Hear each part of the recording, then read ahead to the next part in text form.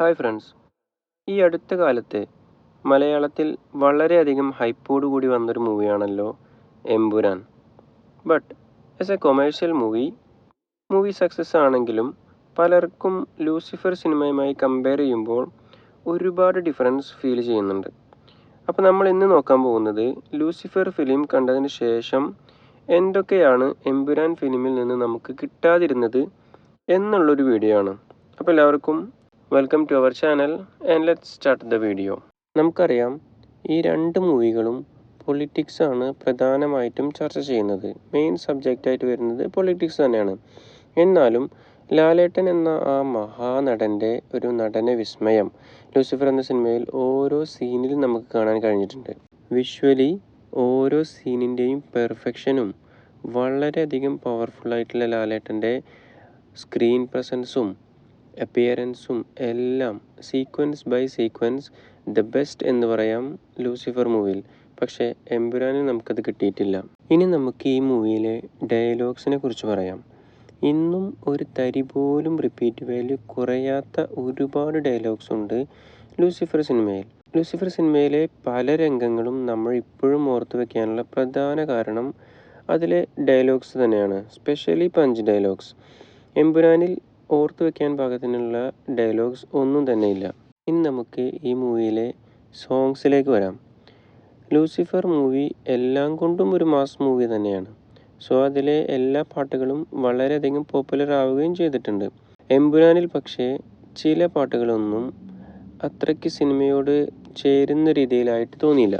എമ്പുരാനെ എന്ന് തുടങ്ങുന്ന song already Lucifer മൂവിയിൽ ഹിറ്റായ സോങ് ആണ്. അതിൽ കുറച്ച് മോഡിഫിക്കേഷൻസ് ഒക്കെ ഉണ്ടെങ്കിലും ട്രാക്ക് സെയിം തന്നെയാണ്. പിന്നെ അതിന് പകരം എൻഡ് ക്രെഡിറ്റിൽ വന്നിട്ടുള്ള അസ്രായേൽ എന്ന സോങ് ഒരു പരിധി വരെ ഓക്കെയാണ്. ബട്ട് കാവലാളെ ചെഗവർ, പീർ സിന്ദ, സഞ്ചാരമേ തുടങ്ങിയ സോങ്സ് ഒന്നും നമുക്ക് പ്രത്യേകിച്ച് സ്പെഷ്യലായിട്ടൊന്നും തോന്നിയില്ല.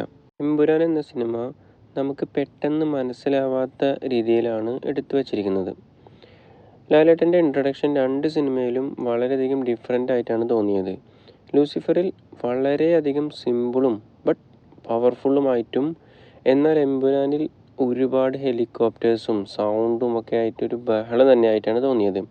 പെട്ടെന്നൊന്ന് അവസാനിച്ച് കിട്ടാൻ നമ്മൾ ഒരുപാട് സീനിലെങ്കിലും ആഗ്രഹിച്ചിരുന്നു എന്നുള്ളതാണ് സത്യം. ഈ സിനിമയിൽ കുറച്ചൊക്കെ ലോജിക്കില്ലായ്മ നമുക്ക് ഫീൽ ചെയ്തിട്ടുണ്ട്. 25 വർഷത്തിന് ശേഷം കേരളത്തിലേക്ക് വന്ന സ്റ്റീഫൻ നെടുമ്പള്ളി എന്ന അബ്രഹാം ഖുറൈശി ആളെ ഒരു ബ്ലാക്ക് ഷാഡോ പോലെ സപ്പോർട്ട് ചെയ്യുന്ന ബ്ലാക്ക് ബറ്റാലിയൻ സെയ്ദ് മസൂദും ടീമും, അങ്ങനെയുള്ളൊരു ടീമിന്, അതായത് അദ്ദേഹത്തിൻ്റെ കുടുംബത്തിനെ മുഴുവൻ വകവരുത്തിയിട്ടുള്ള ഒരു കുഞ്ഞിനെയും ഒരു ഗർഭിണിയെയും ഒക്കെ ഇല്ലാതാക്കിയിട്ടുള്ള ആളുകളെ തിരിച്ചില്ലാതാക്കാൻ 25 വർഷക്കാലം കാത്തിരിക്കേണ്ടി വരുന്നു.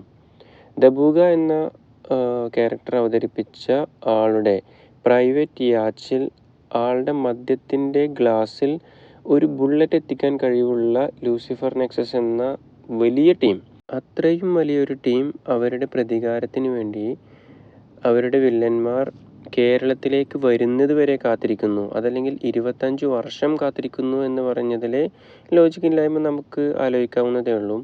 അപ്പോൾ ഫ്രണ്ട്സ്, നമ്മുടെ ഇന്നത്തെ വീഡിയോ ഇത്രയേ ഉള്ളൂ. വീഡിയോ ഇഷ്ടപ്പെട്ടിട്ടുണ്ടാവുമെന്ന് വിചാരിക്കുന്നു. ഇഷ്ടപ്പെട്ടിട്ടുണ്ടെങ്കിൽ ലൈക്ക് ചെയ്യുക, സബ്സ്ക്രൈബ് ചെയ്യുക, കമൻറ്റ് ചെയ്യുക. അപ്പോൾ നമ്മൾ അടുത്തൊരു വീഡിയോയുമായി കാണുന്നത് വരെ ബൈ.